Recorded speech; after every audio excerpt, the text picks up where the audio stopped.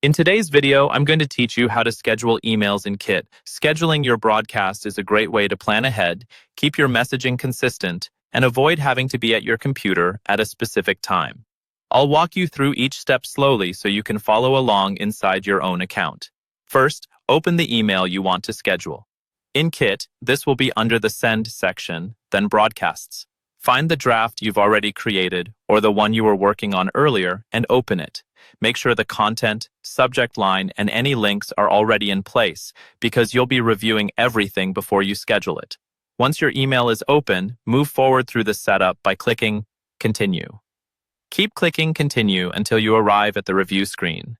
This is the final checkpoint before your email goes out, so take a moment here to scan through your subject line, preview text, audience or segment, and any important details like from name and reply to address.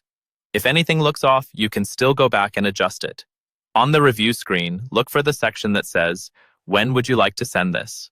This is where you control the timing of your broadcast. By default, Kit usually sets this to send immediately, but we're going to change that so it sends at a specific time. Next to the text that says Send Immediately, you'll see an Edit option. Click Edit. This will open up your scheduling options and a calendar so you can choose exactly when your email should be sent. From here, select the date and time you'd like your email to go out. Click on the calendar to pick the right day, then adjust the time fields to match your preferred send time.